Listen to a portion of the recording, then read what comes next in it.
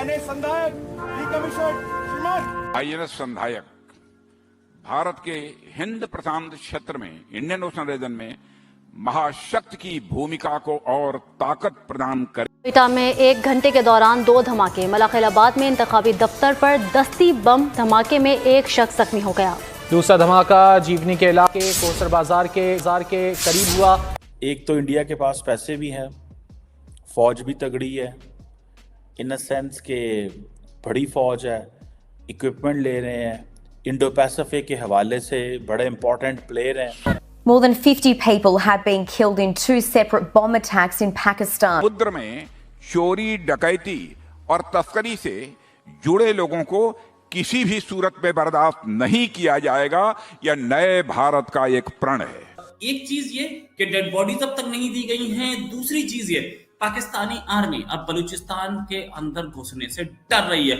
इस तरीके के हमले अगर और होते, आप ये सोचिए कि टाइम वो आ गया है कि खुदकुश बमबार कहीं पर भी दाखिल हो सकते हैं। तालीमी इदारे भी महफूज नहीं है और कहा जा रहा है कि अब BLA की तरफ से कुछ ऐसे लोग दाखिल हो चुके हैं और वो यहाँ पर हमले करेंगे। लेकिन एक ही चीज वो कह रहे हैं कि भाई ये बड़ा की रोल है इंडो पैसिफिक स्टेबिलिटी के अंदर भारत का। अब मुझे ये बताएं कि वो पाकिस्तानी जो ये समझते हैं कि हमें जो हम ये प्रो चाइना लाइन ले रहे हैं, इस तरह के सर्कमस्टांसेस में क्या अमेरिका से हमें कुछ सपोर्ट मिल सकती है? 24 घंटे में 34 हमले बड़ी चीज है। पाकिस्तान के बलूचिस्तान में ये लॉलेसनेस बताता है कि क्या सूरत हाल है और पाकिस्तान की आर्मी किस तरीके से इसे डील करती है।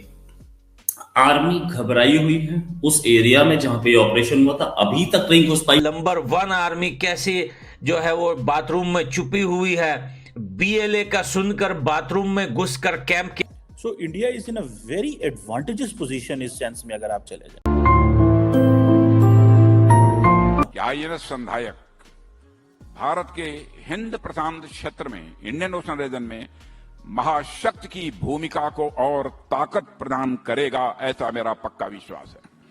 बीते दिनों आप जानते हैं कि किस प्रकार से समुद्री लुटेरों ने अरब सागर में हमारे कोस्ट से लगभग 2000 किलोमीटर दूर MV लीला नॉर्फॉक नामक एक जहाज को हाईजैक करने का प्रयास किया, लेकिन भारतीय नौसेना ने अपनी सूझबूझ व साहस का परिचय देते हुए उस जहाज को लुटेरों के चंगुल से सुरक्षित बाहर निकालने में कामयाबी हासिल की है।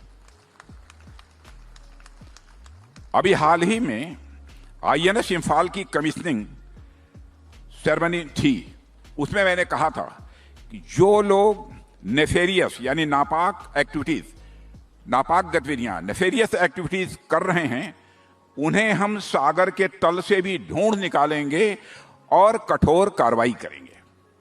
उस बात को आज मैं फिर से दोहराता हूं, समुद्र में चोरी, डकैती और तस्करी से जुड़े लोगों को किसी भी सूरत में बर्दाश्त नहीं किया जाएगा। यह नए भारत का एक प्रण है। ये सोचिए कि टाइम वो आ गया है कि खुदकुश बमबार कहीं पर भी दाखिल हो सकते हैं और इस्लामाबाद कैपिटल ऑफ पाकिस्तान, वहां पर तालीमी इदारे भी महफूज नहीं है और कहा जा रहा है कि अब BLA की तरफ से कुछ ऐसे लोग दाखिल हो चुके हैं और वो यहाँ पर हमले करेंगे। तो देखिए फिर कहां पर क्या महफूज है, कहां पर हमले नहीं होंगे, सवाल ये बनता है। क्योंकि इस्लामाबाद कैपिटल और उसकी यूनिवर्सिटीज अगर वो महफूज नहीं है तो फिर कहां पर हिफाजत का जिम्मा है, किसकी जिम्मा है? तो मसला ये है कि जो खुदकुश बमबार होता है, आप जानते हैं उसका, मुझे तो ये समझ में नहीं आ रही कि उसको कैसे रोका जा सकता है। और इससे पहले ऐसी, ये तो देखिए यूनिवर्सिटीज और कॉलेजेस हैं, इससे पहले ऐसे इदारों पर हो चुके हैं हमले कि जहां पर कोई हमले का तस्वर ही नहीं हो सकता, क्योंकि वो तो सिक्योरिटी के ही इदारे थे जहां पर हमले हुए। तो अगर उन इदारों पर हमले हो चुके और कुछ हमले हो चुके, तो फिर इन तालीमी इदारों को कैसे इनकी हिफाजत की जा सकती है? लेकिन ये बड़ी अलार्मिंग सिचुएशन। प्रेस रिलीज में लिखा है BLA and the whole Baluch nation are protectors of Baluch women and BLA will go to any extent to defend Baluch national honor। मतलब बलूच महिलाओं के साथ जो सलूक हुआ उसका बदला तो लिया उन्होंने, और बदला कैसे लिया?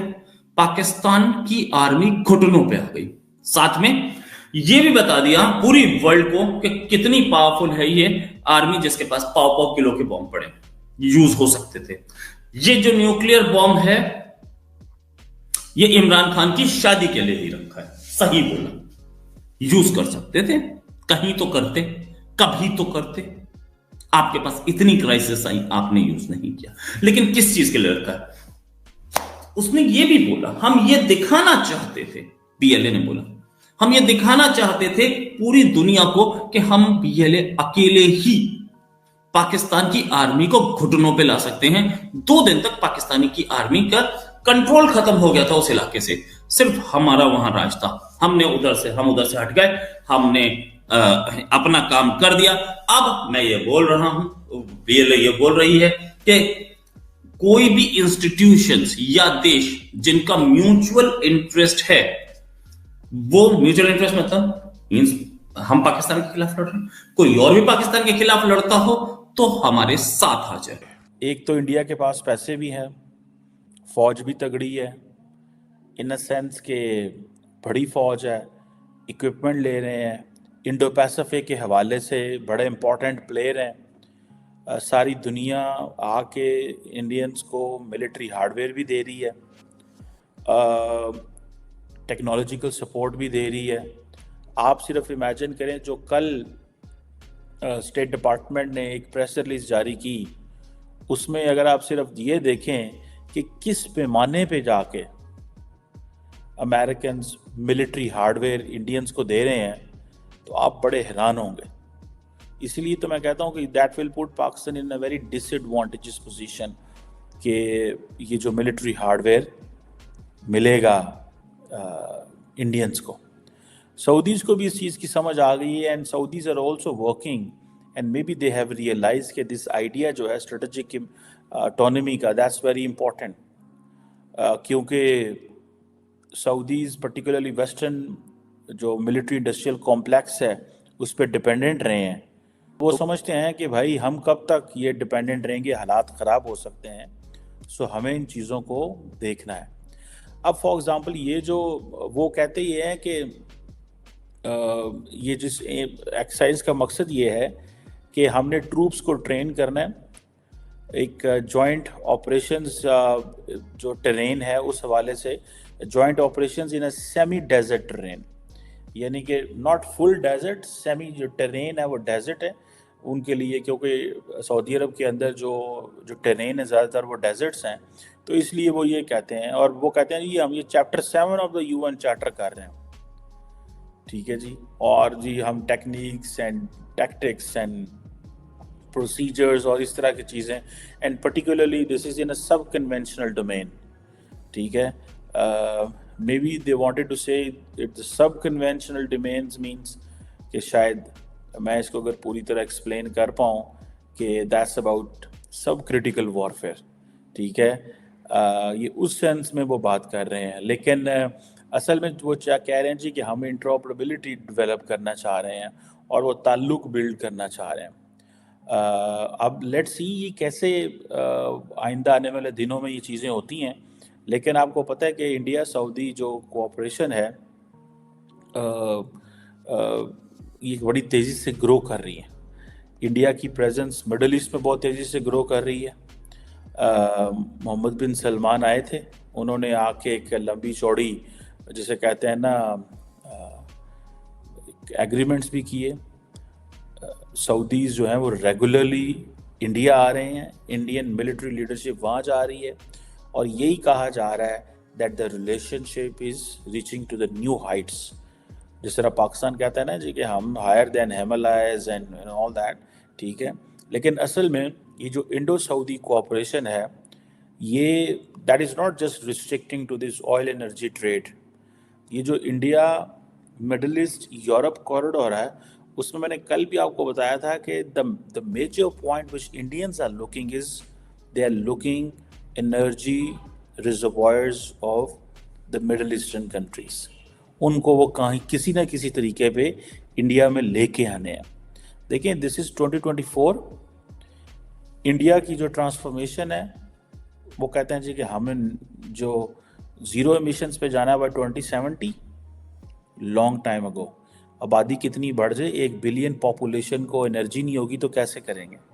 जय हिंद दोस्तों, जैसा आपने वीडियो में देखा कि अब इंडियन नेवी को एक और जाबाज मिल गया, INS संधायक, जिसे देख करके पाकिस्तानी मीडिया के होश उड़ गए। क्योंकि एक तरफ जहां पे इंडियन नेवी खुद ही इतनी ज्यादा ताकतवर है, पूरे वर्ल्ड में 4थी नंबर की नेवी है, वहीं दूसरी तरफ INS संधायक मिल जाने से इसको और एक मजबूती मिल गई। वहीं दूसरी तरफ INS संधायक के कमीशन होने के वक्त राजनाथ सिंह ने अपने पुराने बयान INS इम्फाल के टाइम का दिया हुआ फिर रिपीट किया। उन्होंने कहा कि हम समुद्र तल से, बताया था कि समुद्र तल से दुश्मनों को निकाल के मारेंगे। ऐसा ही इंडियन नेवी कर रही है। इंडियन नेवी ने हाल ही पाकिस्तानी नागरिकों को सोमालिया के डाकुओं से बचाया और आए दिन इंडियन ओशियन में नेट सिक्योरिटी प्रोवाइडर का काम कर रही है, जिसे देख करके पूरी दुनिया इस समय भारतीय नेवी का लोहा मान रही है। आपको बता दें, वहीं दूसरी तरफ जहां इंडियन नेवी और इंडियन आर्मी इतनी ज्यादा तरक्की कर रही है, वहीं दूसरी तरफ पाकिस्तान में पाकिस्तानी आर्मियों को BLA वालों ने काफी कुत्तों की तरह मारा, जिसमें BLA के आर्मी ने पाकिस्तानी आर्मी के ऊपर हमला बोल दिया और 2 दिनों तक एक बड़े क्षेत्र पे कब्जा करके रखा हुआ था। आपने देखा ही होगा कि